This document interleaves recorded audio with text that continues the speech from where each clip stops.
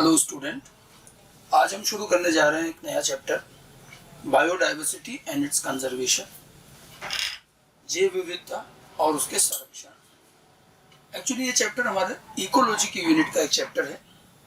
Ecology में organism and population का एक चैप्टर है, फिर इकोसिस्टम है, बायोडाइवर्सिटी है, एनवायरमेंटल इशू यानी कि पॉल्यूशन, अलग अलग 4 चैप्टर है। आज हम इसमें पढ़ेंगे बायोडाइवर्सिटी एंड इट्स कंजर्वेशन, जैव विविधता एवं उसका संरक्षण। विविधता एवं संरक्षण बहुत छोटा सा चैप्टर है और बड़ा ही जनरल नॉलेज बेस्ड चैप्टर है। यूँ समझिए कि आज के संदर्भ में एक सामान्य मानव को, हर व्यक्ति को जैव विविधता और उसके संरक्षण की जानकारी होनी चाहिए और वो कितना महत्वपूर्ण है, क्यों जरूरी है, ये चीजें पता होनी चाहिए। एक्चुअली इकोलॉजी का पूरा पार्ट ही आजकल ऐसा है, पर्यावरण से संबंधित चीजें। आप और हम सभी जानते हैं कि पर्यावरण किस तरह से बिगड़ता जा रहा है, जीव जंतु सब पर जो हानिकारक प्रभाव है, इन सबको देखते हुए निश्चित रूप से चिंता भी काफी जाहिर की गई और उनको बचाने के प्रयास भी किए जा रहे हैं। ये सारी चीजें कहीं न कहीं मानव के क्रियाकलापों और मानव के अनियंत्रित इस्तेमाल की वजह से भी हुई हैं। लेकिन अब धीरे धीरे अवेयरनेस बढ़ रहा है और उसी के साथ साथ में फिर हम इन चीजों को समझने लगे हैं कि इनकी हमारे लिए क्या वैल्यू है। आज हम बायोडाइवर्सिटी पर पहले बात करते हैं, फिर इसके संरक्षण पर आएंगे। क्या बायोडाइवर्सिटी क्या है और हमें संरक्षण की जरूरत भी क्यों पड़ रही है। बायोडाइवर्सिटी शब्द जो है, देखिए 2 शब्दों से मिलकर बना है, बायो और डाइवर्सिटी। ठीक है, जैव विविधता, बायो वही जैविक और डाइवर्सिटी का मतलब यहाँ पर विविधता से है। अंग्रेजी में डाइवर्सिटी, हिंदी में इसको विविधता कहते हैं, जैव विविधता। ये शब्द सबसे पहले एडवर्ड विल्सन द्वारा इसको यूज किया गया, ये शब्द उन्होंने दिया। बायोडाइवर्सिटी का मतलब देखा जाए बहुत आसान शब्दों में समझें तो इस पृथ्वी पर जितना हमारा जैविक भाग है, जितने भांति भांति के जीव जंतु पौधे जो भी हैं, उनमें जो अलग अलग प्रकार की विविधताएं हैं। आप देखिए पृथ्वी पर जाने कितने ही प्रकार के, लाखों प्रकार के अलग अलग जीव जंतु पाए जाते हैं। ठीक है, लाखों प्रकार के जंतुओं में भी जातियां हैं, पौधों की भी जातियां हैं, सूक्ष्म जीव भी बहुत सारे हैं। तो ये जो हमारी पूरी जो एक जैविक संप्रभुता है, जो एक जैविक विविधता है, इसी चीज को हम बायोडाइवर्सिटी कहते हैं। बायोडाइवर्सिटी को थोड़ा सा हम रेंज और बड़ा करते हैं तो केवल जीव ही नहीं, हम उसके छोटे स्तर और उसके बड़े स्तर पर भी जा सकते हैं। ठीक है, अगर मैं इसको एक लाइन में परिभाषित करूं तो जैविक संगठनों के सभी स्तरों पर पाई जाने वाली विविधता जैव विविधता कहलाती है। यहाँ पर मुख्य बात है, सभी स्तरों पर पाई जाने वाली विविधता जैव विविधता कहलाती है। सभी स्तर से हमारा तात्पर्य क्या है? अगर हम इस विविधता को देखें तो ये विविधता आप देखिए बिल्कुल छोटे स्तर, कोशिका में चले जाइए तो वहां से लेकर बड़े स्तर पूरे इकोसिस्टम तक आ जाइए, आपको हर जगह विविधता मिलेगी। कोशिका में देखिए जाने कितने प्रकार के जैव अणु हैं, अलग अलग प्रकार के माइक्रोमोलिक्यूल, मैक्रोमोलिक्यूल, सूक्ष्म और वृहद अणु पाए जाते हैं, अलग अलग तरह के। तो आणविक स्तर पर भी विविधता है, प्रोटीन, कार्बोहाइड्रेट, डीएनए वगैरह। और फिर और अगर चले तो आनुवांशिक स्तर पर आ जाइए तो डीएनए में भांति भांति तरह के जीन हैं, एक एक जाति में हजारों हजारों प्रकार के जीन है और हर जीन का अपना अपना कार्य है। मतलब कोशिका के अंदर भी हम देखें तो आणविक स्तर पर भी सूक्ष्म अणु, वृहद अणु, जीन वगैरह, इन सब में काफी विविधता पाई जाती है। कोशिकीय स्तर की विविधता है। कोशिका से थोड़ा और ऊपर चले तो एक जीव के स्तर पर आते हैं तो एक जीव की विभिन्न प्रकार की जातियां पाई जाती हैं, अलग अलग स्पीशीज पाई जाती हैं, सैकड़ों प्रकार की, लाखों प्रकार की। और उसके ऊपर चले तो फिर कई प्रकार के समुदाय हैं, कई प्रकार के इकोसिस्टम यानी कि पारितंत्र हैं। और बड़ा चले तो फिर अलग अलग प्रकार के बायोम यानी जीवोम भी हैं। ठीक है, ऑर्गेनिज्म एंड पॉपुलेशन में आपको ये एक हायरार्की बताई जाती है। ठीक है, मतलब जैव विविधता की जब हम बात करते हैं तो यहाँ स्तर कई सारे हो सकते हैं। देखिए कोशिका का स्तर, सिंपल से जो वृहद अणु है भांति भांति तरह के वो, या फिर विभिन्न प्रकार के जीन, अलग अलग जीवों की जातियां, इकोसिस्टम, बायोम्स, कोई सा भी स्तर ले सकते हैं। हम अलग अलग स्तरों पर इसको पढ़ सकते हैं। लेकिन 100 बात की एक बात तो यह है कि पृथ्वी पर जैविक विविधता बहुत सारी है, अलग अलग तरह के खूब सारे अलग अलग प्रकार के जीव जंतु और उनकी जातियां पाई जाती हैं। इवन अब तक भी हम सभी को नहीं जान पाए हैं, थोड़े बहुत को हम पहचान पाए हैं और अभी बहुत सारों को पहचानना बाकी भी है। ठीक है, तो बायोडाइवर्सिटी ये हमारी एक रिचनेस है, विविधता है। और प्रकृति पर देखिए, मतलब यूं मानिए एनसीईआरटी तो शुरुआत इसी तरह से करती है कि अगर मान लो पृथ्वी पर कोई दूसरे ग्रह से कोई जीव आ जाए और वो यहाँ आकर पृथ्वी पर इस ग्रह पर देखे तो उसे बड़ा आश्चर्य होगा कि यह तो जाने कितनी तरह के जीव पाए जाते हैं। एक्चुअली ये आए कहां से? तो आप थोड़ा सा इवोल्यूशन में जाइए। पृथ्वी पर जब जीवन की शुरुआत हुई और फिर उसके बाद एक अलग अलग जीव जंतु विकसित होने लगे, अलग अलग जातियों की उत्पत्ति हुई, वातावरण बदलता रहा, अलग अलग प्रकार के भौगोलिक क्षेत्र आ गए, ठीक है, ये जीव अलग अलग जगहों पर रहने लगे, अलग अलग प्रकार के वातावरण में रहने लगे, तो उनमें बदलाव होने लगे और कई दिशाओं में इवोल्यूशन होने लगा और अलग अलग दिशाओं की इवोल्यूशन से पौधे बन गए, जंतु बन गए और उनमें भी कई प्रकार बन गए। और पृथ्वी का जो पूरा जैविक इतिहास अगर हम देखें इवोल्यूशन के आधार पर कि जब पहले जीव की उत्पत्ति हुई होगी तब से लेकर आज तक करोड़ों वर्षों का ये जो समय है, इस दौरान अलग अलग जगहों पर अलग अलग भौगोलिक परिस्थितियों में, अलग अलग वातावरणीय परिस्थितियों में, अलग अलग दिशाओं में इवोल्यूशन हुआ है और कई तरह की जातियां विकसित हुई हैं, एक से दूसरी, दूसरी से तीसरी, और उसका नतीजा ये है कि पूरी पृथ्वी पर आज भी हमें बहुत सारी अलग अलग प्रकार की जातियां मिलती हैं। ठीक है, तो जैव विविधता की जो पूरी वर्सेटाइलिटी है, ये कहीं ना कहीं विभिन्न दिशाओं में होने वाले इवोल्यूशन का भी कारण, ठीक है, और खूब सारी विविधता है। ओके, तो अगर हम सामान्य शब्दों में अगर विविधता की बात करें तो सामान्य शब्दों में किसी विशिष्ट क्षेत्र में पाए जाने वाले समस्त जीव या जातियां उस क्षेत्र की विविधता कहलाती है। अब मैंने क्या कहा, विविधता को हम किसी भी स्तर पर पढ़ सकते हैं। कोशिका लेके बैठेंगे तो उसके स्तर की विविधता की बात करेंगे, एक जीव या जातियों के स्तर की बात करें तो वहां की फिर अलग अलग जातियों की विविधता, या और बड़े स्तर पर भी जा सकते हैं। तो किसी विशिष्ट क्षेत्र में जितने भी प्रकार के जीव जंतु जातियां पाई जाती है वो उस क्षेत्र की विविधता कहलाती है और ये कई सारी और काफी बड़ी है। पृथ्वी पर प्रचुर मात्रा में विभिन्न प्रकार के जीव जंतु, पौधे, सूक्ष्म जीव आदि पाए जाते हैं, अर्थात पृथ्वी पर बड़े ही उच्च स्तर की जैव विविधता पाई जाती है। ठीक है, और ये वैरायटी ऑफ ऑर्गेनिज्म मिलते हैं। और जैसे उदाहरण के तौर पर मैं आपको बताऊं तो उदाहरण के तौर पर आप देखिए करीब करीब 20,000 से अधिक तो चींटियों की जातियां पाई जाती है पृथ्वी पर। आप जब इनके आंकड़े देखेंगे, बायोडाइवर्सिटी में आपको कई उदाहरण याद रखने पड़ेंगे, कई आंकड़े भी याद रखने पड़ेंगे इस चैप्टर में, लेकिन इन आंकड़ों और इन उदाहरणों से आप देखिएगा आपको भी मन में एक आश्चर्य होना चाहिए कि पृथ्वी पर कितनी विविधता है, हम तो जानते तक नहीं है। आप देखिए करीब 20,000 प्रकार की तो चींटियों की जातियां हैं और देखिए करीब 3 लाख से अधिक बीटल्स की जातियां हैं। पतंग कहते हैं जिसको, पतंग तो उड़ाने वाला पतंग नहीं, कीटों में होता है कीट पतंग, ठीक है, 3 लाख से अधिक। 28,000 से अधिक मछलियों की जातियां प्राप्त हुई है और 20,000 से अधिक ऑर्किड्स एक प्रकार के पौधे हैं। ये तो एक छोटा सा उदाहरण है कि पृथ्वी पर इतने अलग प्रकार की जातियां पाई जाती हैं और ये जो है ये तो अभी तक हमने जो पहचानी है वो संख्या है, ये पूर्ण नहीं है, अभी और भी है जो हम उनको पहचान नहीं पाए, जान नहीं पाए और अभी कार्य जारी। तो ये दर्शाता है कि पृथ्वी पर कितने विविध प्रकार के जीव पाए जाते हैं। ठीक है, और ये जो प्रचुर मात्रा की जो हमारी जैव विविधता है, उच्च जैव विविधता, ध्यान रखिएगा, पारिस्थितिकी संतुलन के लिए आवश्यक भी होती है, ये होनी भी चाहिए, फायदा भी है। जैसे हम इकोसिस्टम वगैरह में आगे के चैप्टर्स में पढ़ते हैं कि एक खाद्य श्रृंखला, खाद्य जाल होता है, एक जीव दूसरे को खाता है, वो फिर किसी और से खाया जाता है।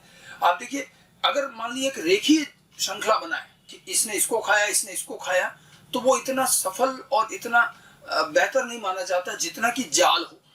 प्रत्येक ट्रॉपिक स्तर पर कई जीव होने चाहिए, एक एक जीव को खाने वाले कई सारे हैं और एक एक जीव के लिए अलग अलग प्रकार का भोजन उपलब्ध है। जितनी वैरायटी में जीव और भोजन उपलब्ध होगा उतना अच्छा संतुलन और सफल इकोसिस्टम माना जाता है। एक्चुअली देखिए अलग अलग प्रकार के पौधे, अलग अलग प्रकार के जंतु पाए जाने का क्या फायदा है? इसका फायदा ये कि इनमें एक आपस में खाद्य संतुलन बना रहता है। हर जीव को खाने के लिए, अपने भोजन के लिए कई सारे विकल्प मौजूद हैं, वो उनमें से कोई भी ले सकता है। अगर उसके लिए केवल एक ही विकल्प होगा तो केवल उसी को खाता रहेगा तो यह असंतुलन पैदा करेगा। लेकिन अलग अलग प्रकार के जीव जंतु होने का मतलब ये है कि उसके पास भोजन के लिए विकल्प बहुत सारे और हर ट्रॉपिक लेवल पर यही चीज है। और जब विकल्प ज्यादा होते हैं तो अपने आप संतुलन बना रहता है, कभी इसने इसको खा लिया, कभी उसको खा लिया, और हर एक की पॉपुलेशन भी मेंटेन रहती है और सभी एक दूसरे पर निर्भर रहते हैं और एक संतुलन रहता है। तो जितनी अच्छी जैविक विविधता होगी, जितनी वैरायटी में ऑर्गेनिज्म होंगे उतना बेटर है। ये केवल जीवों पे ही नहीं, हम अपने जीवन में देख लें, हर कार्य में देख लें, विविधता चाहिए। एक रूपता से हम बोर हो जाते हैं, रोज एक जैसा हम खाना नहीं खा सकते, कई बार एक जैसा कार्य करते करते इंसान बोर हो जाता है। तो जिस तरह से जीवन में, भोजन में, कार्यों में हमें विविधता चाहिए, ठीक है, कुछ वर्सेटाइल होना चाहिए, अलग अलग प्रकार के, और हमारे पूरे जीवन में हमें अलग अलग समय में अलग अलग प्रकार के चैलेंजेस आते हैं, तो विविधता कहाँ नहीं है? तो पृथ्वी पर जीवों में भी विविधता है, और ये पारिस्थितिकी संतुलन के लिए बेहद जरूरी भी है। जब हमने इस विविधता को अध्ययन करना शुरू किया तो हमें कई सारी और जानकारियां मिली, बड़े रोचक पहलू मिले हैं, ठीक है। हमने ये देखा कि पृथ्वी के ऊपर जो ये विविधता है ये भी कोई सब जगह एक जैसी नहीं है।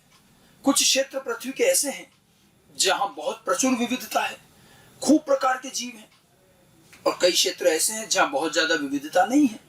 तो इनका वितरण बड़ा असमान है, और इसीलिए इस चैप्टर में हम समझने की कोशिश करेंगे कि कहाँ विविधता ज्यादा है, कहाँ कम है, क्यों ज्यादा है, वहां ऐसा क्या है, इन सब बातों को समझने की कोशिश करेंगे, ठीक है। विविधता को कैसे बनाए रखें, उनके क्या फायदे हैं, सारी चीजें, ठीक है। पृथ्वी पर जैव विविधता का वितरण समान नहीं है, ठीक है। कुछ स्थानों पर अत्यधिक और कुछ स्थानों पर बहुत कम जैव विविधता पाई जाती है, ठीक है।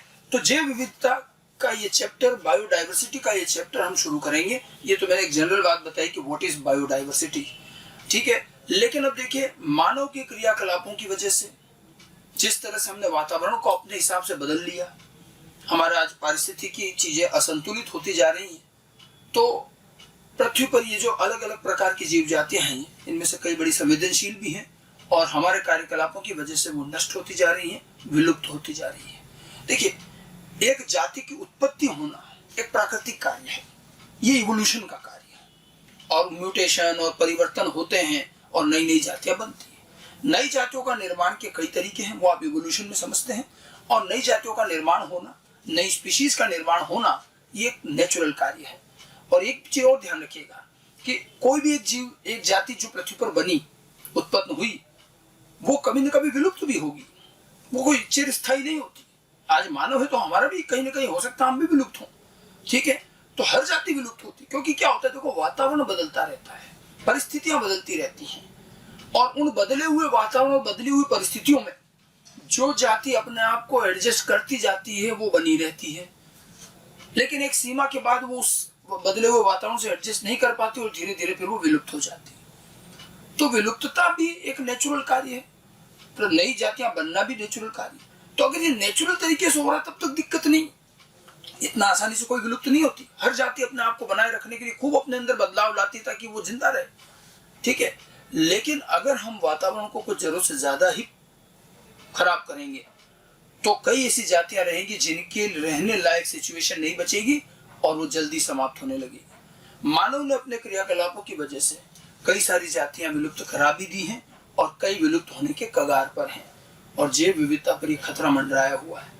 इस चैप्टर के अंदर हम यही चीज समझना चाह रहे हैं। पहले तो हम ये समझेंगे कि विविधता क्या है और कितनी सारी विविधता हमारे पास है, और उसके बाद इस विविधता में लॉस कैसे हो रहा है, कैसे विविधता कम हो रही है, और फिर जब हमें ये चीज थोड़ी समझ में आने लगी तो हमने इसके बचाव यानी उसके संरक्षण के लिए क्या क्या कदम उठाए हैं, ये सभी इस चैप्टर का ही हमारा भाग रहेगा।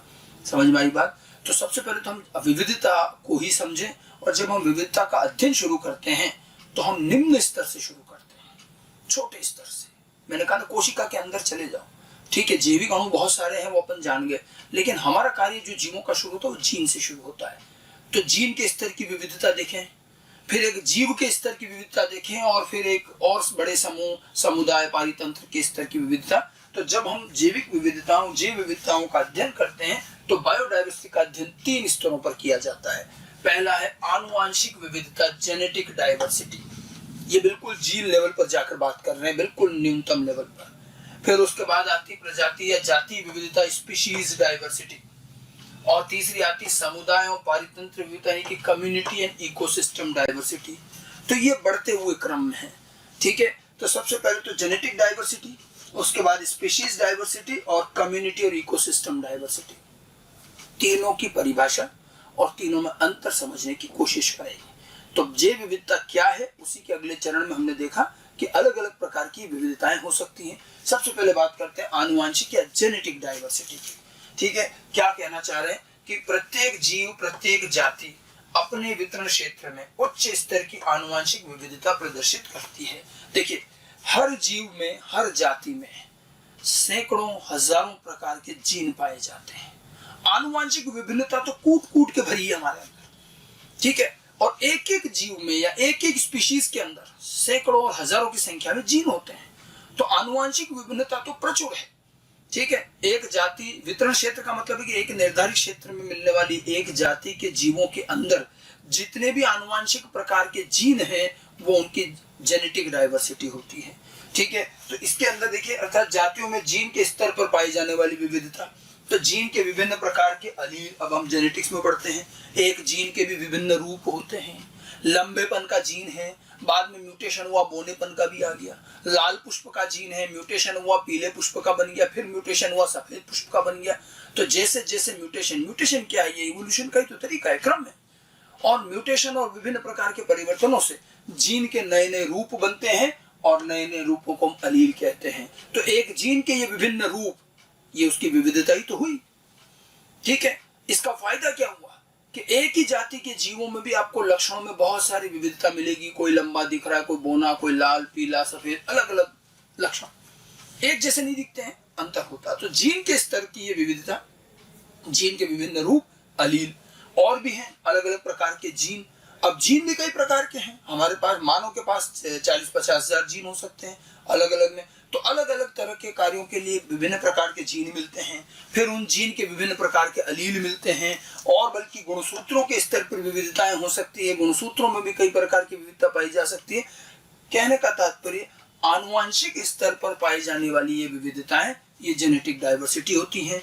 एक जीव के अंदर गुणसूत्र के स्तर की विविधता, फिर और अंदर चलो तो उसके जीन, विभिन्न प्रकार के जीन पाए जाने की ये विविधता, फिर और चलो तो एक जीन के भी विभिन्न अलील जो होते हैं, ये सारी जेनेटिक डाइवर्सिटी में आती है।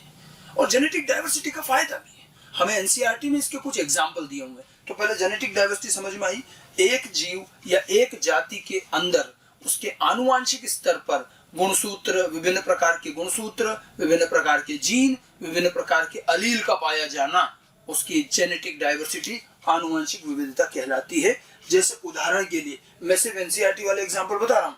उदाहरण के लिए, हिमालय क्षेत्र में उगने वाला एक औषधीय पादप राउल्फिया वोमिटोरिया, राउल्फिया वोमिटोरिया, एक औषधि आती है सर्पगंधा, वो है राउल्फिया सर्पेंटाइना, उसी जीनस से रिलेटेड, ये उसी से मिलती जुलती औषधि है राउल्फिया वोमिटोरिया। ये हिमालय क्षेत्र में मिलती है और इसके द्वारा एक केमिकल बनता है रेसरप्रीन, ये औषधि के रूप में काम आता है। तो ये राउल्फिया वोमिटोरिया एक रेसरप्रीन नाम का सक्रिय रसायन बनाती है, ठीक है। लेकिन राउल्फिया के अंदर भी आप देखेंगे रेसरप्रीन की क्षमता और सांद्रता में विविधता पाई जाती है। ये पौधा, इसके अलग अलग प्रभेद हैं, अलग अलग स्ट्रेन है, कोई ज्यादा रेसरप्रीन बनाता, कोई कम बनाता है। तो ये जेनेटिक स्तर की ये विविधता है। और राउल्फिया वोमिटोरिया के भी विभिन्न स्ट्रेन हैं, किसी में रेसरप्रीन ज्यादा बन रहा है, किसी में कम। तो ये जीन और उसकी वर्किंग की वजह से है। तो ये एक प्रकार की जेनेटिक डाइवर्सिटी का एक उदाहरण है कि राउल्फिया वोमिटोरिया में भी रेसरप्रीन की मात्रा और जो क्षमता जो बनती है वो अलग अलग पाई जाती है। ये उसके जीन की वजह से हो रहा है, जीन के कार्य करने की वजह से हो रहा है, जीन के विभिन्न रूप की वजह से हो रहा है, ठीक है। इसके अलावा जैसे भारत में 50,000 से अधिक आनुवांशिक रूप से भिन्न चावल की प्रजातियां मिल जाती, 50,000 से ज्यादा चावल की वैरायटी, 1,000 से अधिक आम की वैरायटी पाई जाती है। तो अब मेंजीफेरा इंडिका आम है, मान लीजिए, आम देखो कितने प्रकार के हैं, चावल में वैरायटी देखो कितनी है, ठीक है। तो एक जाति के अंदर ये जो विभिन्न प्रकार की प्रभेद हैं, स्ट्रेन कहते हैं, वैरायटी कहते हैं, ये उनके आनुवांशिक स्तर की वजह से, अलग अलग प्रकार के जीन और जीन के विभिन्न अलील की वजह से ये अंतर आता है। तो चाहे चावल की 50,000 से ज्यादा आज वैरायटी हो, आम की 1,000 से ज्यादा वैरायटी हो, या राउल्फिया वोमिटोरिया में रेसरप्रीन की मात्रा के हिसाब से उसकी अलग अलग वैरायटी हो, ये सभी जो हैं ये जेनेटिक डाइवर्सिटी के कुछ उदाहरण हैं। और ये स्पेशली यही नाम क्यों नहीं है भाई, एनसीईआरटी में दी है, तो आपसे पूछे जा सकते हैं, आप ध्यान रखिएगा, ठीक है। और अगर मैं जीन की संख्या की बात करूं तो जीन की संख्या भी, अब हमने कई जीवों के पूरे जीनोम अध्ययन कर लिए, मानव से लेकर और भी कई जीवों के, और जब अलग अलग जीवों के जीनोम अध्ययन किए तो हमें ज्ञात हुआ कि अलग अलग जातियों में जीन की संख्या ही अलग अलग है, और संख्या में बहुत संख्यात्मक विविधता भी, ये भी तो एक प्रकार की विविधता ही है। देखिए, प्रत्येक जाति जीवाणुओं से लेकर उच्च पौधे और जंतुओं में अत्यधिक मात्रा में आनुवांशिक सूचनाएं संग्रहित होती हैं, मतलब उसमें बहुत सारे जीन पाए जाते हैं। जैसे माइकोप्लाज्मा जैसे छोटी सी कोशिका में भी लगभग 450 से 700 जीन होते हैं, ठीक है। ई कोलाई में करीब 4,000 जीन मिले हैं, ड्रोसोफिला मेलानोगास्टर में 13,000 जीन प्राप्त हुए हैं। चावल के अंदर 32,000 से 50,000 जीन हैं। तो मानव में 35,000 से 45,000, कुछ लोग 30 से 40,000 भी कहते हैं, 35 से 45,000 मानव में जीन है। ये जो जीन की विभिन्न संख्याएं हैं, अलग अलग जीवों में, अलग अलग जातियों में अलग अलग संख्या में जीन का मिलना, ये आनुवांशिक विभिन्नता है। ठीक है, ये आनुवांशिक विविधता है। और विभिन्न प्रकार के अलील और उनकी विभिन्न वेराइटीज का मिलना, ये सब जेनेटिक डाइवर्सिटी है। जेनेटिक डाइवर्सिटी का ज्यादातर उपयोग और ज्यादा अध्ययन हम जेनेटिक्स के साथ करते हैं, नए नए अलील बनना और उनकी विभिन्न अध्ययन। लेकिन ये ध्यान रखिएगा, सबसे निम्न स्तर की आप जैव विविधता मान सकते हो जीव के अंदर के विभिन्न प्रकार के जीन और उनकी विविधता। इसका कुछ फायदा भी है क्या? आनुवांशिक विविधता का निश्चित रूप से फायदा है। जब एक जाति के अंदर अलग अलग प्रकार के जीन और अलग अलग प्रकार के अलील होंगे तो वो अपने वातावरण के साथ, उपलब्ध वातावरण के साथ ज्यादा सफलतापूर्वक सामंजस्य बनाकर उसमें जीवित रह सकती है। मतलब उसके सर्वाइवल के लिए ये बेहतर है। ठीक है, अगर एक जाति के अंदर सारे जीव एक जैसे हैं तो समस्या है, वो जल्दी विलुप्त भी हो सकती है। विविधता है तो नहीं होगी। अब जैसे एक जाति के अंदर कहीं लाल पुष्प वाले पौधे भी हैं, पीले पुष्प वाले भी और सफेद पुष्प वाले भी हैं, तो विविधता हुई ना कि पुष्प रंग में 3 रंग दिख रहे हैं। ठीक है, अब मान लो कोई पौधा ऐसी जगह पर उग रहा है जहां पर कीट केवल लाल पुष्पों पर परागण कर रहे हैं। ठीक है, कहीं कुछ ऐसे कीट है जो केवल पीले पुष्प भी पसंद कर रहे हैं। अगर उसमें एक ही रंग होता पुष्प का तो हो सकता वहां से तो पूरी जाति खत्म हो जाती। लेकिन अलग अलग रंगों के पुष्प होने से फायदा ये हुआ कि वो जाति समाप्त नहीं होगी। ठीक है, यही एक फायदा होता है कि जब अलग अलग प्रकार के अलील होते हैं तो परिस्थितियां बदलने के बावजूद भी वो जाति अपने आप को बनाए रखती है, विलुप्त नहीं होती हैं। ठीक है, जैसे मैंने आपको कहा ना कि लाल, पीले और सफेद पुष्प, मान लो एक जाति के अंदर 3 प्रकार के पुष्प हैं, पुष्प रंग में 3 विविधता है। ठीक है, अब मान लो किसी समय में वहां पर कुछ कीट ऐसे हैं जो लाल रंग के पुष्प पसंद करते हैं, तो वो लाल रंग के पुष्पों पर परागण ज्यादा करते हैं। तो हुआ क्या कि पीले और सफेद वाले कम रह गए, लाल वाले बढ़ गए। ठीक है, फिर समय बदला, पर वातावरण बदला और कीटों की प्रजाति बदल गई। मान लो अब कुछ ऐसे कीट आ गए जो लाल नहीं पीले रंग पसंद कर रहे हैं। अब मान लो इस पौधे में सिर्फ लाल ही रंग के पुष्प होते तो ये पौधा तो समाप्त हो जाती, जाति समाप्त हो जाती, परागण कौन करता। लेकिन क्योंकि उसमें पीले वाले भी हैं तो अब पीले वालों का नंबर आ गया और पीले वालों पर काम चल रहा है। ठीक है, पीले वालों का परागण हो रहा है। कुल मिलाकर वो स्पीशीज, वो जाति तो बनी रही ना। तो वही चीज है, पृथ्वी पर इनकी स्थायित्व बढ़ता है अगर आपके पास विविधता है, वर्सेटाइल है तो बिल्कुल स्थायित्व बढ़ता है। कहते हैं ना कि कई बार भोजन में विविधता होती है, अपने लोग अपने खाने की बात। जो व्यक्ति हर तरह की चीज खा लेता है, उसके नाज नखरे नहीं है कि मैं तो ये नहीं खाऊं, वो नहीं खाऊं, ये सब्जी नहीं खाऊं। जिनके नखरे ज्यादा होते हैं, जो कुछ ही प्रकार की चीजें खाते हैं, कई बार भूखे मरते हैं। अब जो व्यक्ति हर प्रकार का भोजन खा लेता है, हर प्रकार के वातावरण में रह जाता है, वो ज्यादा सफल है। कहीं कैसी भी स्थिति मिले वो आराम से रह जाएगा। तो विविधता होने में तो सफलता ज्यादा है, इसीलिए वर्सेटाइल और डाइवर्स होना चाहिए व्यक्ति को। ठीक है, यही चीज हम समझाना चाह रहे हैं कि आनुवांशिक विविधता किसी जाति या किसी समिष्ट को उसके पर्यावरण के अनुकूल होने और प्राकृतिक चयन के प्रति अनुक्रिया प्रदर्शित करने योग्य बनाती है। अब जितनी अच्छी विविधता होगी हमारी आनुवांशिक, तो उस जीव को पर्यावरण के अनुकूल, जो उपलब्ध वातावरण है उसके अनुकूल उसको चेंज करने में मदद करेगी। साथ में जो प्राकृतिक चयन हो रहा है उसमें भी वो भाग लेगी और उसका चयन भी हो जाएगा, तो वो सफलतापूर्वक उस उपलब्ध वातावरण में रह पाएगी। तो विविधता होने पर उसके रहने और उसके विलुप्त होने की संभावना खत्म होती, कम होती जाती है। ठीक है, यदि किसी प्रजाति में आनुवांशिक विविधता अधिक है तो वह बदली हुई पर्यावरणीय परिस्थितियों में अपेक्षाकृत अच्छे प्रकार से अनुकूलन कर सकती है, जो मैं बता रहा था। ज्यादा अगर विविधता है तो जैसी भी परिस्थितियां हैं, बदली हुई परिस्थितियों में भी वो अनुकूलन फटाफट कर लेगी। ठीक है, तो उसकी सफलता की दर ज्यादा है। आनुवांशिक विविधता नई जातियों की उत्पत्ति का भी आधार है। जब विविधताएं होंगी तभी तो नई जातियां बनी। ठीक है, अलग अलग प्रकार की आनुवांशिक विविधता होती जाएगी और जब विविधता बढ़ती जाएगी तो ऐसा होगा कि एक जाति के विभिन्न रूप बने और फिर अलग अलग स्ट्रेन बने और विविधता ही तो हो सकता है वो फिर एक नई जाति बन जाए। तो नई जातियों के निर्माण की शुरुआत तो तभी होगी जब विभिन्नताएं आएगी। ठीक है, तो विविधता तो होनी चाहिए। विविधता बहुत उपयोगी है और जरूरी है, आवश्यक है, फायदेमंद है। ठीक है, अब अगर कम आनुवांशिक विविधता है तो क्या होगा कि उस जाति के जीव एक जैसे दिखेंगे। जब आनुवांशिक रूप से ज्यादा अंतर नहीं है तो एक जैसे दिखेंगे। एक जैसे दिखने में जब तक फेवरेबल, अनुकूल परिस्थितियां हैं तब तक तो कोई समस्या नहीं, सब मजे से ग्रो करेंगे। लेकिन जब कभी प्रतिकूल परिस्थितियां आई तो फिर एक साथ सारे मरेंगे। इसलिए कहते हैं कि हर तरह का जीव होना चाहिए। जो प्रतिकूल परिस्थितियों में रहने योग्य भी तो होना। जैसे कई बार होता है, हम क्या करते हैं, एक बड़े खेत में एक ही जैसी फसल लगा देते हैं, एक धान्य कृषि कहते हैं जिसको। अब वो उत्पादन बढ़ाने का अगर हमारा उद्देश्य है कि हमें एक प्रति हेक्टेयर ज्यादा उत्पादन चाहिए, तो वहां तक तो ठीक है, और जब तक आप उसको अच्छी परिस्थितियां दे रहे हो, सब कुछ बढ़िया रख रहे हो, तो उत्पादन भी बड़ा हो, अच्छा हो रहा है। लेकिन अगर वहां कोई परजीवी आ गया, कोई कीट, कोई कवक, कोई बैक्टीरिया जो उनमें रोग पैदा कर दे, कोई उनका परजीवी आ गया, रोग कारक जीव आ गया, तो उसको तो मजे आ जाएंगे, क्योंकि उसके इतने सारे परपोषी एक साथ एक जैसे दिखेंगे, तो वो जम के रोग फैलाएगा सब में, तो नुकसान भी है। एक जैसे एक धान्य कृषि का ही नुकसान भी तो है। वही चीज हम यहाँ बताना चाह रहे हैं, किसी जाति में कम आनुवांशिक विविधता से एक रूपता उत्पन्न होती है। एक रूपता आएगी, विविधता खत्म तो एक रूपता आएगी। जैसा कि आनुवांशिक रूप से समान फसलीय पौधों की एक धान्य कृषि की स्थिति में होता है, कि अगर आप एक बड़े खेत में एक ही जैसी फसल उगा रहे हैं, एक ही जैसे पौधे लगा रखे, तो वहां विविधता नहीं नगण्य है। ठीक है, यह उत्पादन में वृद्धि के संदर्भ में तो लाभप्रद है। जब इससे क्या होगा, प्रति हेक्टेयर आपका उत्पादन तो बढ़ जाएगा, लेकिन नुकसान भी है कि जब कोई कीट या रोग फसल को संक्रमित करेगा, तो सारी फसल पर संकट उत्पन्न हो जाए, एक साथ सारी मरेंगे।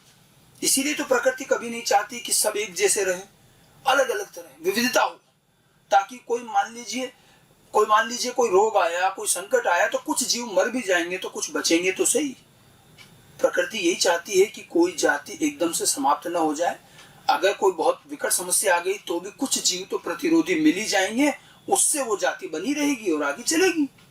समझ में आई बात? हमेशा होता रहा है, रोग फैलते हैं, लेकिन कोई सारे जीव थोड़ी मर जाते हैं। आज कोरोना कोविड हो रहा है, तो अगर ये तो ठीक है, अब हम उपचार और वैक्सीन और सब ला रहे हैं, नहीं तो अदरवाइज लोगों में हो रहा है। आप देखिए, किसी की रोग प्रतिरोधकता बहुत अच्छी है, किसी की कम है, तो कुछ लोगों में रोग हो रहा है, कुछ लोग मर गए, कुछ लोगों को पता भी नहीं चला और वो अपने आप से ठीक भी हो गए। तो विविधता का ये फायदा है। अब हमारी इम्यूनिटी क्या है, एक तरह की आनुवांशिक विविधता ही तो है, और इसी का फायदा है कि कभी भी कोई भी जाति पूर्णतया समाप्त नहीं हो पाएगी संकट परिस्थितियों में।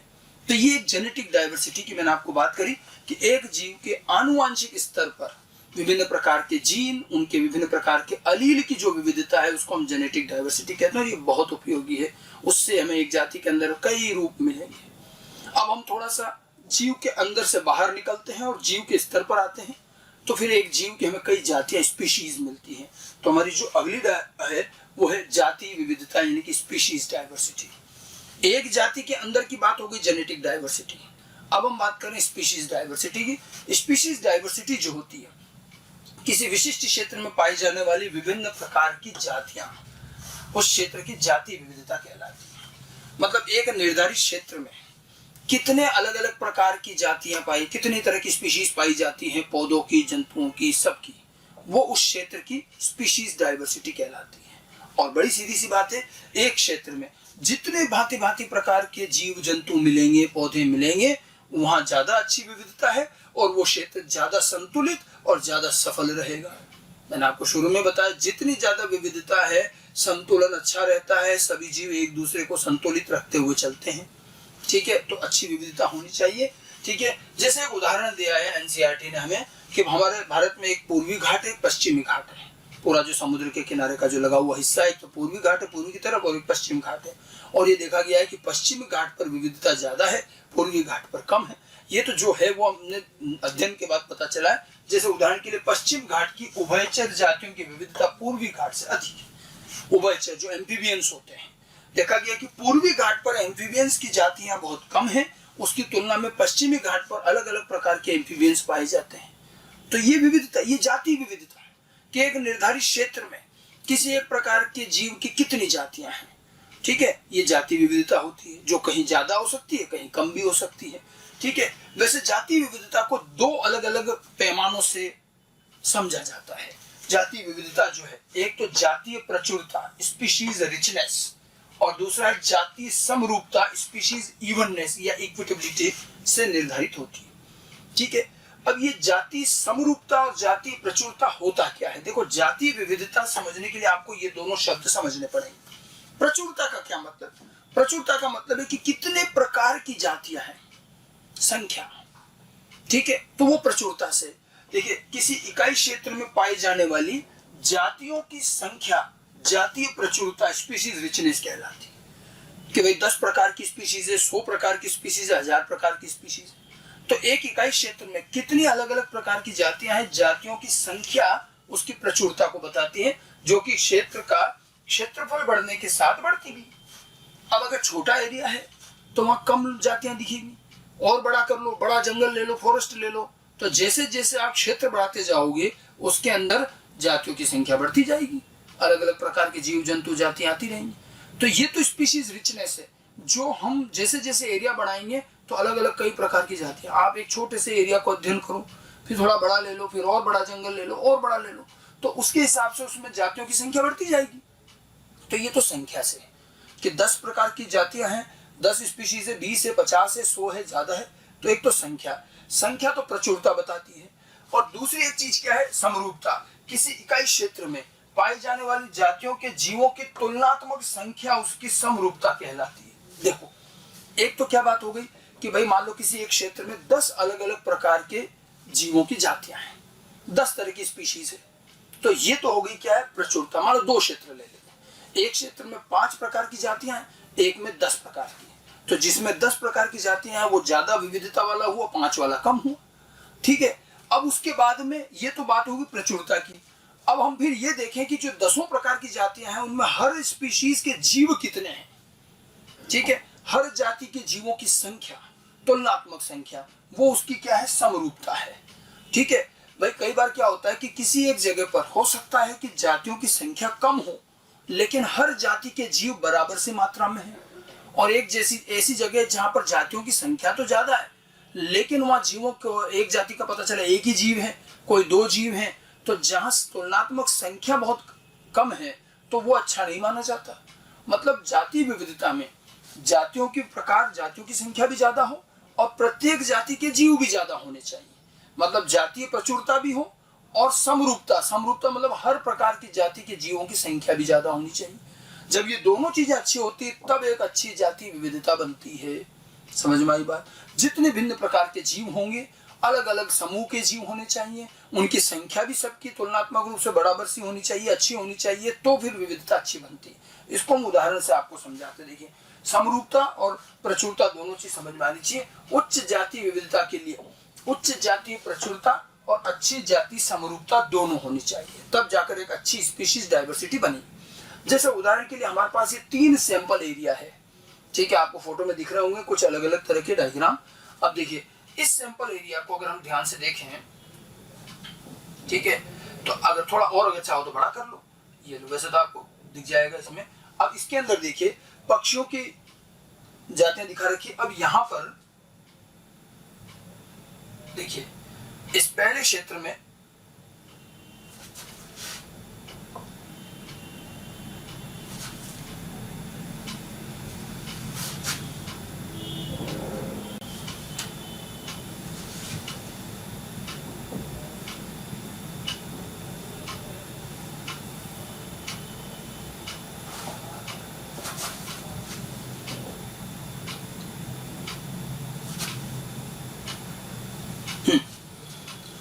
अब देखिए, इस पहले वाले क्षेत्र की अगर मैं बात करता हूं तो इसके अंदर क्या हुआ, आप देखो इसके अंदर 6 दिखा रखे हैं, भी संख्या कुछ भी है। अब देखो इसके अंदर ये वाला पक्षी, ये और ये चारों एक जैसे हैं, ये एक ही जाति है। एक ही जाति के कितने हैं, 4 पक्षी हैं। ठीक है, और देखो ये वाला एक अकेला है और ये वाला एक अकेला है। अब इस पहले सैंपल एरिया को देखना, मैं सिर्फ आपको जाति प्रचुरता और जाति समरूपता समझाना चाह रहा हूं, जाति विविधता। अब इस क्षेत्र में कितने प्रकार की जातियां पाई जा रही हैं, 1, 2 और 3। कितने प्रकार की स्पीशीज हुई, अगर मैं संख्या गिनता हूं इसकी तो कितने प्रकार की संख्या हुई, ये पहली, ये दूसरी और ये तीसरी, 3 प्रकार की जातियां। ठीक है, तो प्रचुरता के हिसाब से तो 3 प्रकार की स्पीशीज है, लेकिन पहले प्रकार की स्पीशीज के 4 जीव हैं, दूसरे और तीसरे का तो एक ही जीव है, तो इसकी समरूपता अच्छी नहीं है। प्रचुरता है लेकिन समरूपता अच्छी नहीं है। अब दूसरा सैंपल एरिया लेते हैं। इस सैंपल एरिया में देखिएगा, ये 2 जो हैं ये एक ही प्रकार की जाति है।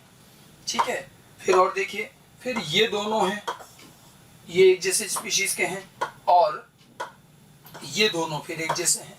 अब आप इस दूसरे सैंपल में देखो, इसके अंदर भी देखो कितने हैं कुल मिलाकर, 1 प्रकार, 2 प्रकार और 3 प्रकार की जातियां हैं।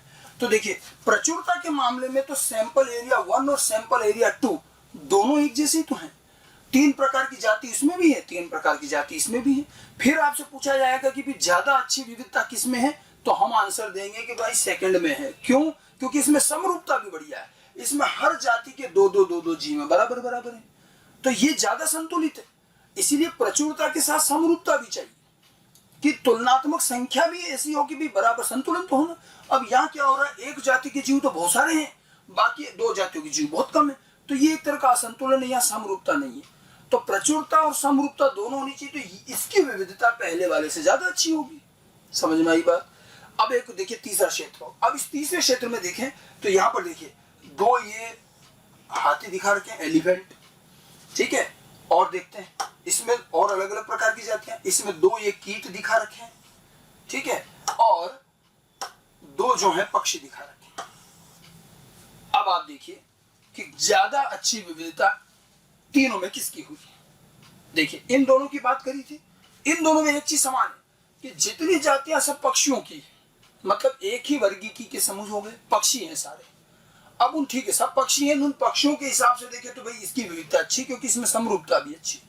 लेकिन इससे ज्यादा बेहतर विविधता और तब मानी जाएगी जब अलग अलग वर्गीकी समूह के जीव साथ रह रहे हों, कि इसमें 2 तो स्तनधारी हैं, ये हाथी अलग आ गए, पक्षी भी आ गए, कीट भी आ गए, तो इसमें भिन्न भिन्न प्रकार के जीव हैं, ठीक है, पक्षी भी हैं, कीट भी हैं, मैमल्स भी सब आ गए, तो इसकी विविधता सबसे ज्यादा है, ठीक है।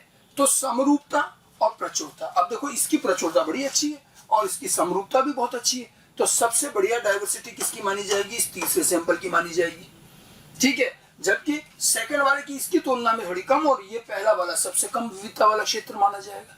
तो जब हम जाति विविधता अध्ययन करते हैं किसी भी क्षेत्र की, तो हमें दोनों बातें ध्यान रखनी है, एक तो जातीय प्रचुरता और दूसरी जातीय समरूपता। प्रचुरता का मतलब है जितनी अलग अलग प्रकार की जातियां हैं उतना अच्छा, ठीक है। तो प्रचुरता की बात करें तो इसके अंदर भी देखो ये एक प्रकार की जाति, ये दूसरे प्रकार की जाति और ये तीसरे प्रकार। अब देखो प्रचुरता तो सब में बराबर सी, इसमें भी 3 प्रकार की जातियां हैं, इसमें भी 3 प्रकार की जातियां और इसमें भी 3 प्रकार की जातियां, लेकिन समरूपता में अंतर है कि यहाँ पर समरूप नहीं है, कुछ ज्यादा कुछ बहुत कम है, यहाँ बराबर सी है, लेकिन यहाँ भी देखिए बराबर सी, लेकिन इसमें विविध प्रकार के वर्गीकी समूह, इसलिए ये ज्यादा अच्छी डायवर्सिटी। तो इस तरह से किसी भी स्थान विशेष की हम जाति विविधता अध्ययन करते हैं, और जितनी अलग अलग प्रकार की जातियां होगी उतनी अच्छी विविधता होगी, और उन जातियों की संख्या भी तुलनात्मक रूप से संतुलित होनी चाहिए, तो और अच्छी विविधता मानी जाएगी और वो एक संतुलित क्षेत्र माना जाएगा, ठीक है। तो ये स्पीशीज डायवर्सिटी की बात हुई। उसके बाद में आगे बढ़ते हैं, तीसरा इससे भी बड़ा स्तर लेते हैं, तो वो है समुदाय एवं पारितंत्र विविधता, कम्युनिटी एवं इकोसिस्टम डायवर्सिटी, ठीक है। जेनेटिक डायवर्सिटी, फिर इसके बाद स्पीशीज डायवर्सिटी, अब हम बात करें कम्युनिटी और इकोसिस्टम डायवर्सिटी।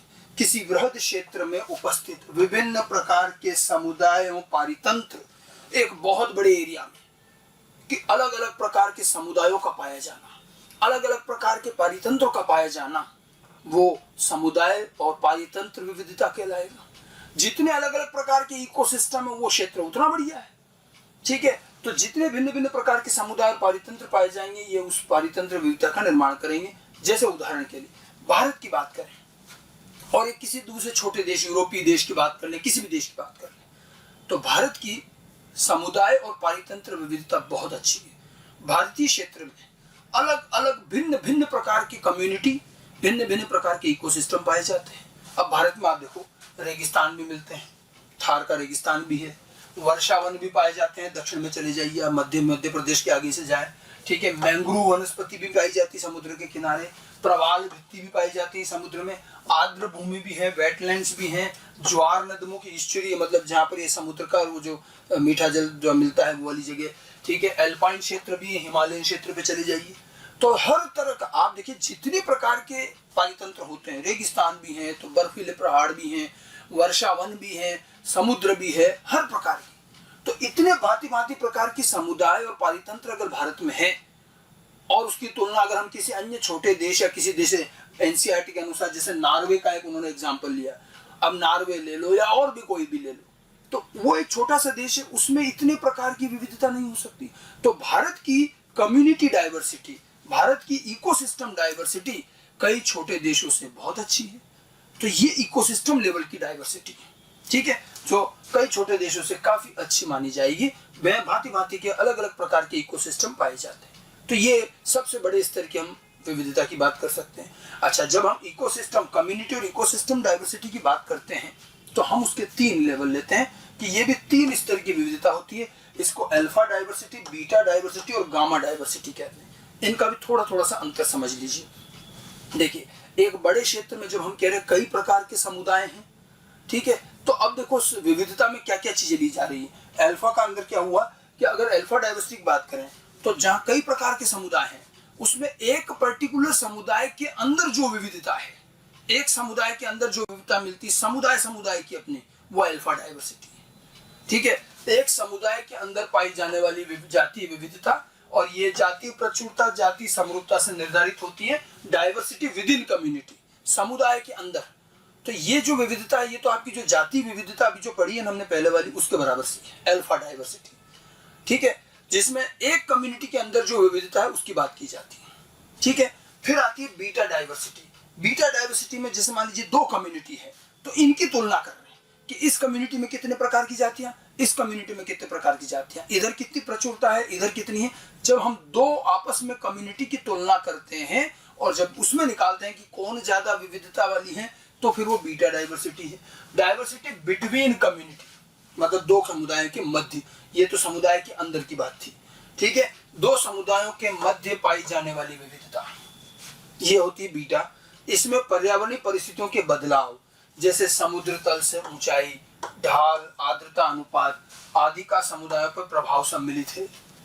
अब मान लो कोई समुद्र तल से कितनी ऊंची है, कोई कितनी ऊंची समुदाय है, ठीक है। 2 समुदायों का जब हम तुलना कर रहे हैं, एक रेगिस्तान का एरिया का ले लिया, एक मैदानी क्षेत्र ले लिया, तो अब इन दोनों की जब तुलना कर रहे हैं कि किसमें विविधता कहाँ कैसी, कितनी है, कम है, ज्यादा है, क्योंकि इसमें पर्यावरणीय परिस्थितियां अलग अलग होंगी।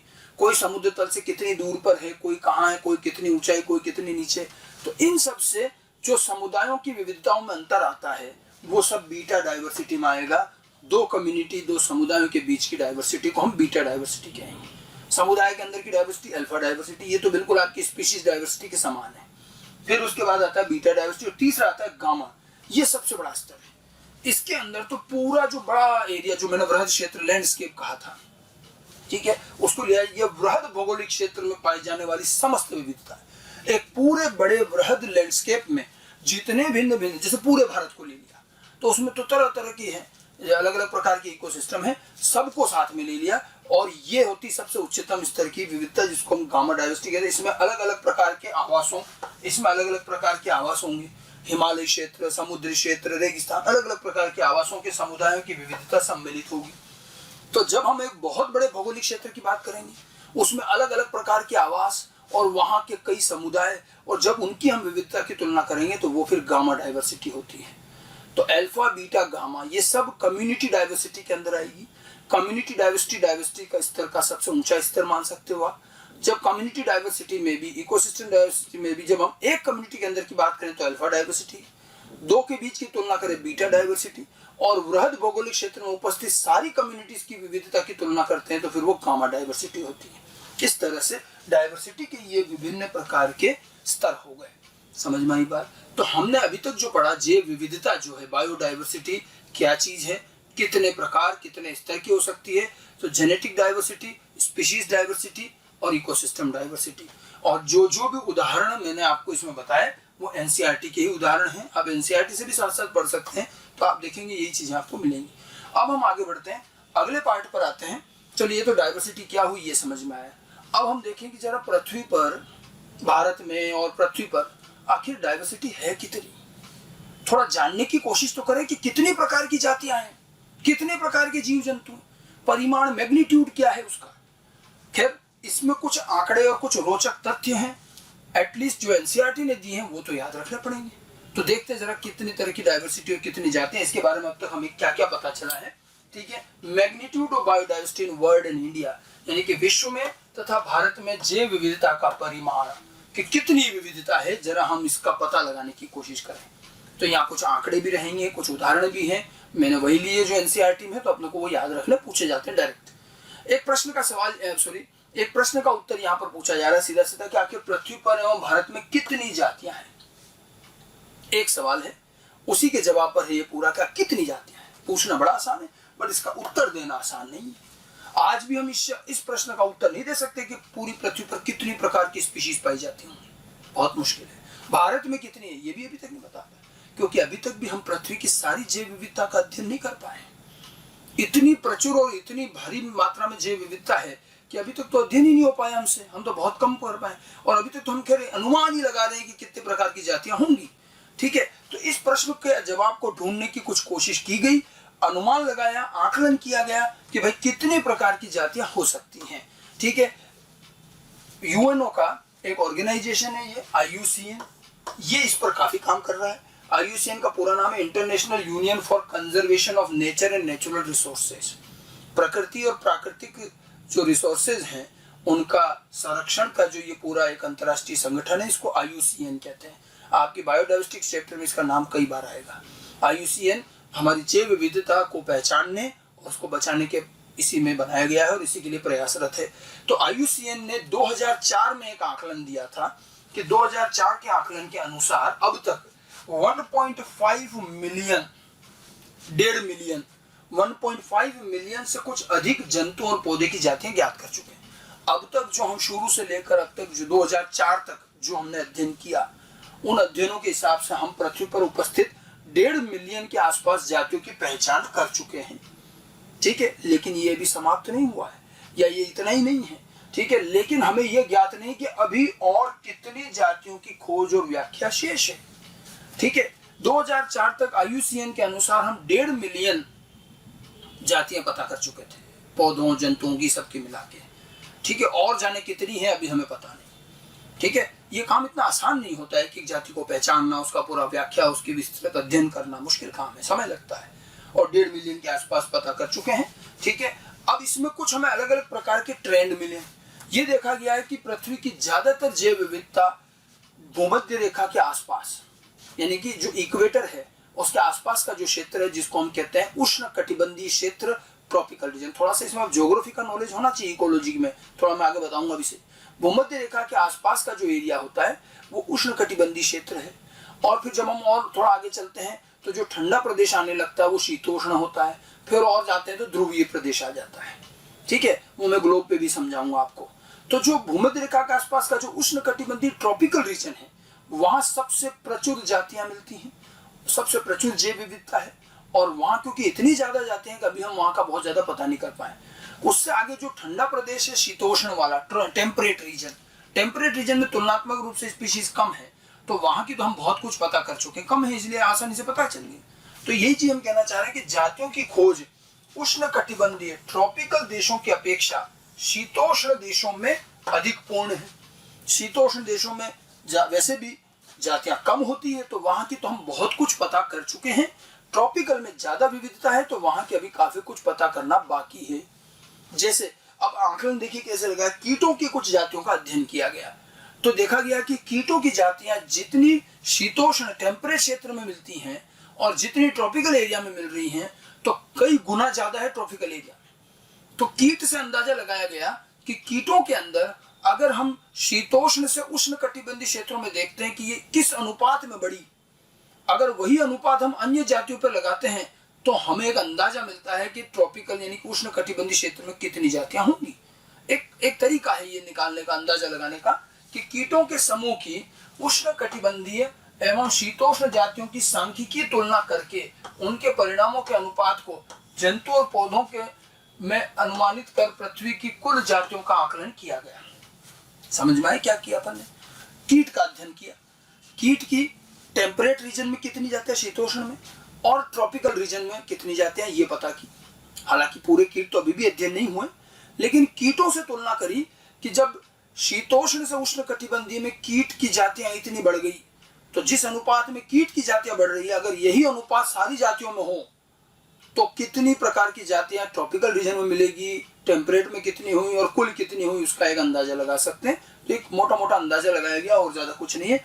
कई वैज्ञानिकों ने तो थोड़ा वृहद आधार पर अध्ययन लगाया, अनुमान लगाया, तो उनके अनुसार तो ये विविधता 20 से 25 मिलियन की हो सकती है, यानी कि 20 से 25 मिलियन जातियां पृथ्वी पर पाई जा सकती हैं। हालांकि ये बहुत बड़े सोच के साथ लगाया गया है। लेकिन उसके बाद एक वैज्ञानिक आए, रॉबर्ट मे, आप इनका नाम कई बार सुनेंगे। रॉबर्ट मे ने थोड़ा वैज्ञानिक तरीके से अध्ययन किया और फिर आकलन लगाया। रॉबर्ट मे द्वारा दिया गया एक अधिक संतुलित एवं वैज्ञानिक रूप से शुद्ध आकलन वैश्विक जाति विविधता को लगभग 7 मिलियन बताता है। रॉबर्ट मे के अनुसार विश्व में करीब 7 मिलियन जातियां हैं, 70 लाख, 1 मिलियन मतलब 10 लाख, ठीक है। तो उनके अनुसार 70 लाख जातियां हैं, जिसमें से ज्यादातर उष्णकटिबंधीय क्षेत्र में है, फिर शीतोष्ण में कम है, ठीक है। रॉबर्ट मे कहते हैं कि साहब 70 लाख 7 मिलियन के आसपास है, जिसमें से हम कितनी पता कर चुके हैं, 1.5 मिलियन। कुछ वैज्ञानिक कहते हैं नहीं ये तो बहुत ज्यादा है, 20-25 मिलियन हो सकती है, वो थोड़ा उन्होंने और बड़े आधार पर बताया। लेकिन 7 मिलियन का रॉबर्ट मे की जो आकलन है वो ज्यादा वैज्ञानिक और संतुलन लगता है, वो मानने लायक है। तो हम यूं मान लेते हैं रॉबर्ट मे के अनुसार कि करीब 70 लाख 7 मिलियन है, और हम अभी सिर्फ 1.5 मिलियन ही पता कर पाए। तो आप देख लीजिए बहुत काम बचा हुआ है, ठीक है। अब सभी आंकड़ित जातियों में से अब थोड़े और हमें रोचक पहलू मिले हैं, ये भी आपको थोड़े ध्यान रखने, डायरेक्ट क्वेश्चन बनेंगे, ऑब्जेक्टिव में स्टेटमेंट आएंगे, ठीक है। कि सभी आंकड़ित जातियों में से 70% से अधिक तो जंतु हैं, मतलब जंतु ज्यादा खोजे गए हैं। जितनी हमने अभी तक जातियां खोज ली हैं उनमें 70% तो एनिमल्स हैं, जंतुओं की जातियां हैं। जबकि पौधों में कौन कौन, शैवाल, कवक, ब्रायोफाइट, जिम्नोस्पर्म, एंजियोस्पर्म, जो विभिन्न प्रकार के पादप समूह हैं, पौधे जो हैं करीब 22% के आसपास हैं।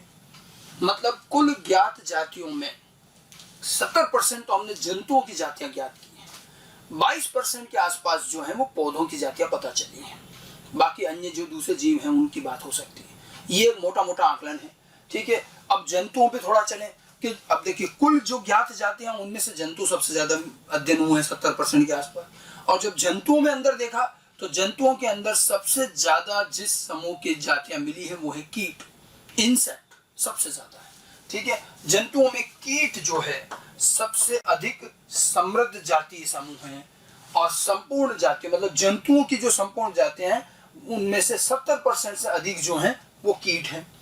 मतलब आप देखो कि टोटल कुल जो 1.5 मिलियन जितनी भी हमने अध्ययन की हैं उनमें से 70% एनिमल हैं, 22% के आसपास पौधों की जातियां हैं, और जितने जंतु हैं 70% में जो भी आ रहा है, जितनी जंतुओं की जातियां हैं, जंतुओं की कुल जातियों में भी 70% तो इंसेक्ट ही, तो कीट सबसे ज्यादा मिले विविधता कीट में, ठीक है। 70% के आसपास तो जंतुओं में क्या है, कीट, अर्थात प्रत्येक 10 जंतुओं में से 7 तो कीट हैं। 70% का मतलब तो यही हुआ ना कि 10 जंतुओं में से 7 जो है वो कीट हैं। इंसेक्ट सबसे ज्यादा पता चले हैं, 10 में से 7, ठीक है। तो ये थोड़ा सा एक जो आंकड़े हैं वो ध्यान रखने हैं कि 70% जंतु पता चले हैं, 22% पौधे, और जंतुओं के अंदर भी 70% कीट है, यानी कि 10 में से 7 तो कीट ही हैं, बाकी 3 में दूसरे जंतु आएंगे, ठीक है। और कुछ रोचक तथ्य देखें तो संसार में कवक भी बहुत सारे मिले। कवक जितनी प्रकार की कवक की जातियां मिली हैं, कवक की जातियां अगर हम गिने तो कवक की कुल संख्या जो है वो सारी मछलियां, सारे उभयचर एम्फीबियंस, रेप्टाइल्स एवं मैमल्स, मतलब मछलियां, उभयचर, सरीसृप और स्तनधारी, सबकी जितनी जातियां सबको मिला दो तो भी वो कवक से कम है। कवक में इतनी सारी स्पीशीज हमें पता चली है जो इन सब के योग से भी ज्यादा है। ऐसे कई रोचक तथ्य हैं, हमें एनसीईआरटी में एक डायग्राम से दिखा रखा, मैं अभी बताऊंगा आपको, ठीक है। तो ये जो हम बात कर रहे हैं ये तो पौधे और जंतु जो बड़े जीव है जो आंखों से दिख जाते हैं उनकी बात कर रहे हैं, लेकिन आप देखिए एक बहुत बड़ा समूह है जो सूक्ष्म जीव है जो दिखते ही नहीं, उनमें बहुत सारे तो क्या है, प्रोकैरियोट्स हैं। तो आप देखिए इन आंकड़ों में प्रोकैरियोट की संख्या शामिल नहीं है, प्रोकैरियोट की तो हमने अभी तक गिने ही नहीं ढंग से, मतलब इसमें काउंट ही नहीं किए प्रोकैरियोट की। और यह बताना कि प्रोकैरियोट में कितनी जातियां हो सकती है अत्यंत मुश्किल कार्य, क्योंकि ये सूक्ष्म जीव हैं। अब कितनी तरह के वायरस, बैक्टीरिया और भी जो भी हैं, तो इनका पता लगाना तो और भारी काम है, दिखते और नहीं है ये, और ये तो लाखों की तादाद में हो, इनमें तो खूब म्यूटेशन होता है, नए नए स्ट्रेन बन जाते हैं इनके, तो ठीक है। तो इनकी जातियां और भी, और ये जो हमारा पारंपरिक वर्गीकरण का तरीका है, पौधे और जंतुओं में तो जो आकार के लक्षण दिख रहे हैं उससे हमने छांट लिया कि ये समूह। माइक्रोब में सारा काम माइक्रोस्कोप में देख के होता है, और वहाँ उनके अंदर कोशिका में क्या चीज है, वो किस तरह की कॉलोनी बना रहे हैं, माध्यम पे संवर्धन हो रहा है नहीं हो रहा, इनसे उनका वर्गीकरण होता है। तो जो हमारे इन सूक्ष्म जीवों को पारंपरिक वर्गीकरण तरीकों से नहीं पहचाना जा सकता, इनके लिए जैव रासायनिक और आणविक तरीके उपयोग किए जाते हैं। हम जैव रासायनिक तरीके से कोशिका के आधार पर और उसके आणविक तरीकों के आधार पर इनको पहचानते हैं। और प्रोकैरियोट की संख्या, जातियों की संख्या लाखों में हो सकती है, ये भी बहुत सारी है। और ये तो क्या है, बैक्टीरिया की जो संवर्धन माध्यम पे कैसी कॉलोनी बना रहे हैं, किस रंग की, किस आकार आकृति की, उनके जैव रासायनिक गुण क्या हैं, इनके आधार पर बैक्टीरिया की उनकी जातियां तय होती हैं। तो सूक्ष्म जीवों की जातियां तो लाखों में जाएंगी, और इसके बारे में तो आकलन लगाना भी और मुश्किल है। ठीक है, तो प्रोकैरियोट का मामला तो और भी जटिल है। कहने का तात्पर्य ये है कि बायोडाइवर्सिटी पृथ्वी पर बहुत ज्यादा है, अत्यंत प्रचुर है। और जो थोड़े बहुत ये आंकड़े हमने इकट्ठे किए हैं अध्ययन से, वो मैंने आपको बताया। इनमें जो जो जिसके बारे में कहा है वो थोड़ा सा ध्यान रखिएगा। अच्छा, इसमें थोड़ा सा अगर हम एनसीईआरटी के अंदर देखें तो एनसीईआरटी में आपको एक डायग्राम मिलेगा। ये एनसीईआरटी में देखिए क्या है, ये एनसीईआरटी का जो आपका चैप्टर है बायोडाइवर्सिटी, जैव विविधता एवं संरक्षण, इसको बिल्कुल शुरू से पढ़िएगा। जो मैंने आपको एक्सप्लेन किया वही चीजें आपको इसमें मिलेंगी। जैव विविधता क्या चीज होती है, आनुवांशिक विविधता, जाति और पारिस्थितिकी, और फिर कितनी जातियां क्या है, वही सारी चीजें।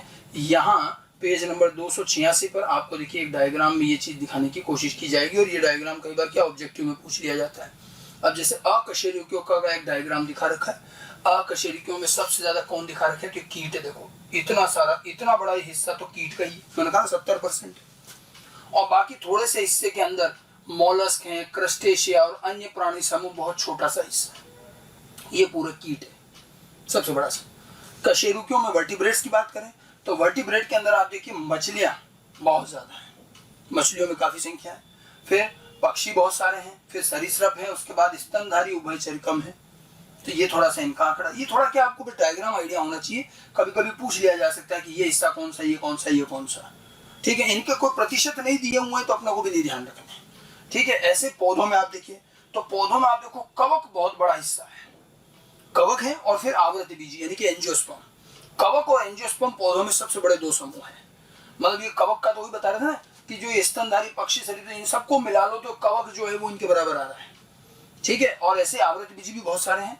बाकी शैवाल हैं, कुछ लाइकेन है, मॉस, फर्न, ये बहुत कम है। तो ये तीन अलग अलग तरह के वैगन व्हील डायग्राम दिखा रखे हैं जो जैव विविधता के परिमाण, उसके मैग्नीट्यूड को दर्शाने में काम आ रहे हैं कि अलग अलग प्रकार के अकशेरुकी, कशेरुकी और पौधों में किस प्रकार की विविधता है, कौन से पौधे ज्यादा हैं, किस प्रकार के जीव ज्यादा हैं, इससे थोड़ा आइडिया लग सकता है। ठीक है, तो ये तो हमने बात करी अभी तक जो है कि विश्व में जो बायोडाइवर्सिटी है उसके अंदर क्या क्या चीजें हैं। अब थोड़ा सा हम भारत के बारे में अलग से भी बात करते हैं, इंडिया के रेफरेंस में बात कर लें तो भारत के अंदर क्या कुछ है, भारत की बायोडाइवर्सिटी के बारे में थोड़ा सा अलग से और समझ लें। तो भारत में देखिए पूरी पृथ्वी का जितना भूमि का भाग है उसका केवल 2.4% आता है। भारत का भूमि क्षेत्र विश्व का केवल 2.4 है, लेकिन भारत में विश्व की जो कुल जैव विविधता है उसका 8.1% है। यानी कि हमारे पास जमीन तो कितनी है 2.4%, लेकिन उस जमीन पर हम विविधता कितनी रख रहे हैं 8%। तो अच्छी खासी विविधता है। कायदे से तो हमारे पास जमीन तो बहुत कम है, लेकिन उसमें भी हमारे पास बहुत अलग अलग प्रकार के जीव जंतु है, मतलब अच्छी प्रचुर जातियां। तो यानी कि भारत जो है एक अच्छी प्रचुर रिच बायोडाइवर्सिटी वाले कंट्री में आता है। देखिए पूरे विश्व में जैव विविधता की प्रचुरता के आधार पर अलग अलग समूह बनाए गए हैं।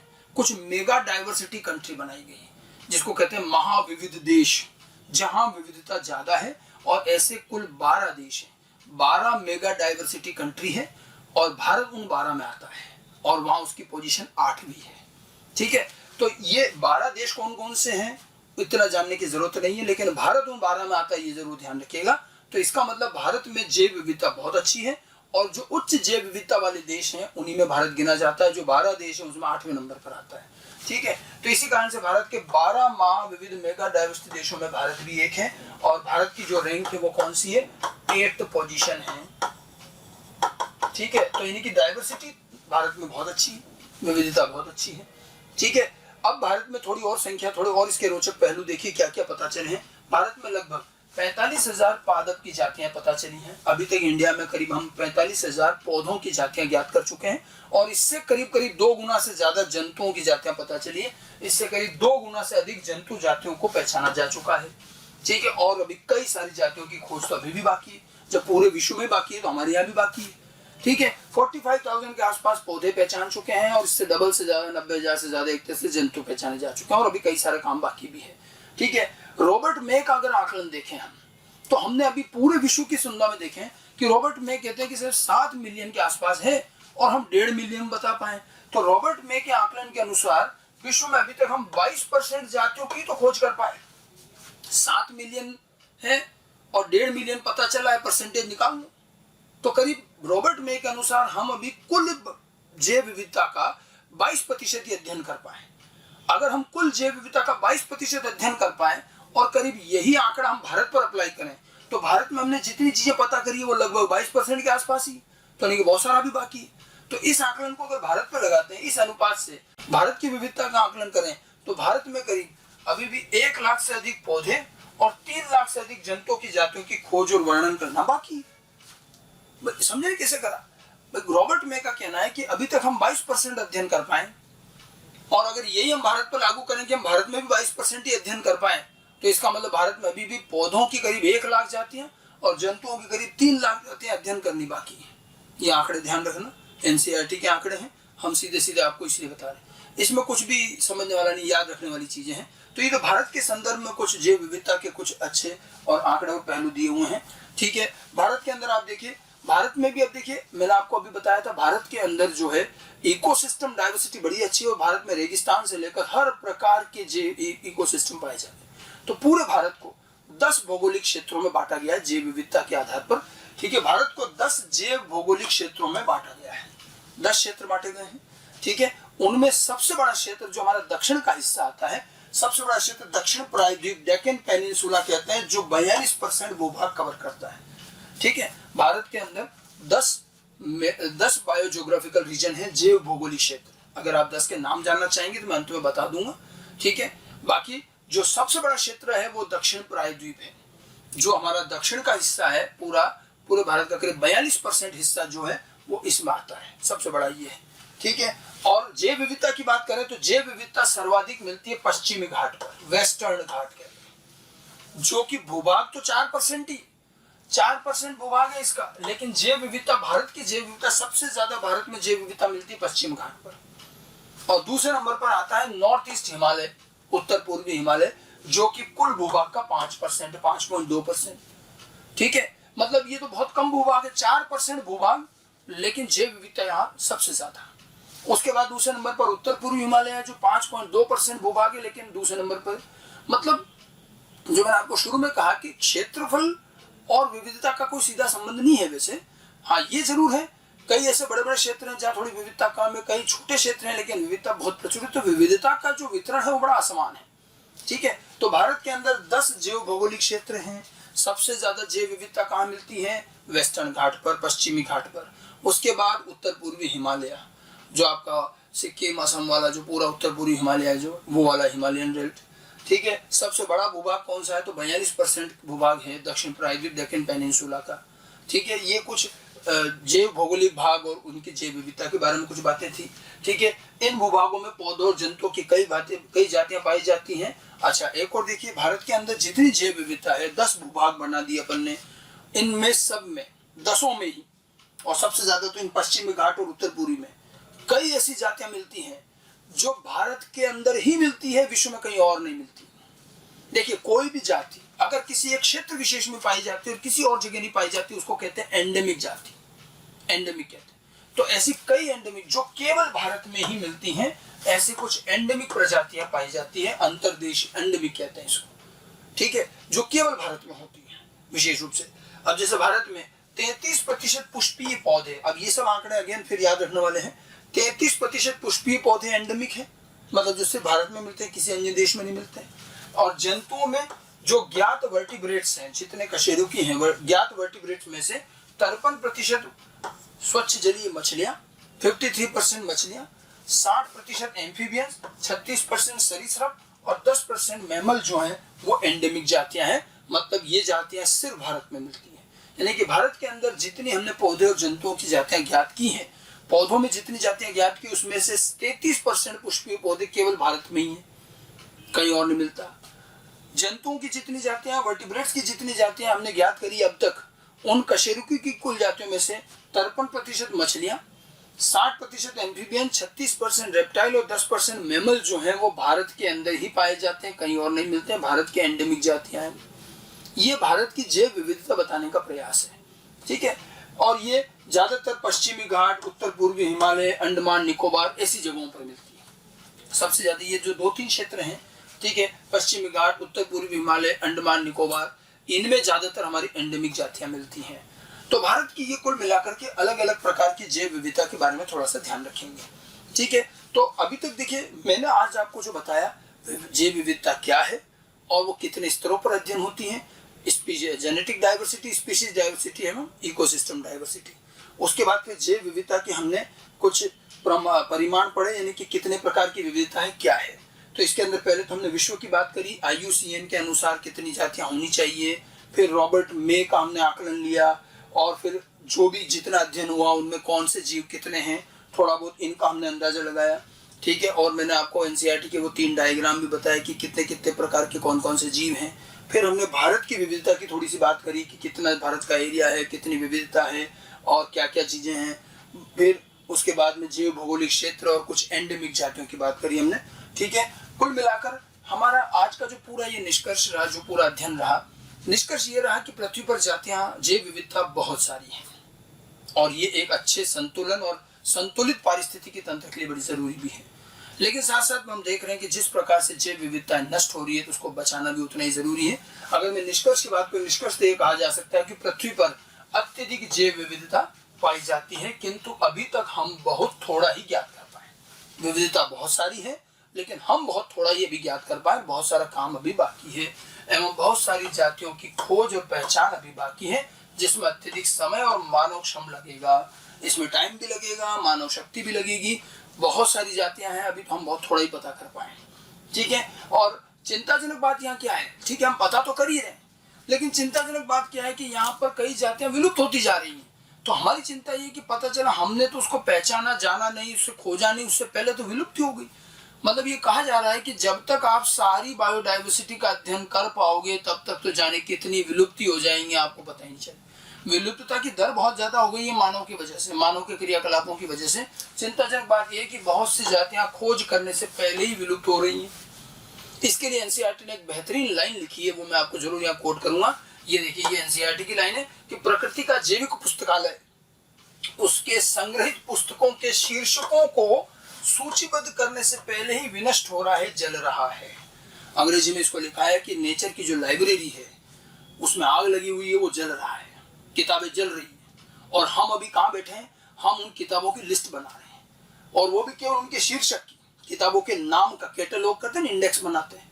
कहने का मतलब ये कि जैव विविधता इतनी सारी है, ये पुस्तकालय एक तरह का, एक किताब एक जाति समझ लो, तो ये बहुत बड़ा पुस्तकालय है और हम अभी उनमें से एक एक को लिस्ट बना रहे हैं कि कितने प्रकार की किताबें, यानी कितने प्रकार की जातियां हमारे पास हैं। हम तो अभी लिस्ट बनाने में लग रहे हैं, लेकिन पुस्तकालय एक तरफ से जला जा रहा है। जलने का मतलब किताबें खत्म हो रही हैं, खत्म हो रही मतलब विलुप्त हो रही है जातियां, ठीक है। तो चिंताजनक बात यह है कि हो सकता है हम कई जातियों को तो पहचान ही नहीं पाए, उससे पहले वो विलुप्त हो जाए। हमारे पहचानने की जो दर है, जिस गति से हम पहचान रहे हैं और जिस गति से विलुप्त हो रही है जातियां, ये चिंताजनक बात है। तो प्रकृति का यह पुस्तकालय एक तरफ तो जहाँ नष्ट हो रहा है, जल रहा है, और हम अभी उस पुस्तकालय की पुस्तकों के शीर्षकों की लिस्ट बनाने में लग रहे हैं, जो काम अभी भी हमसे पूरा नहीं हुआ है, ठीक है। और यहाँ जैव विविधता बहुत अच्छी है, प्रचुर है, ये अच्छी बात है और ये होनी भी चाहिए, इसके कई फायदे हैं।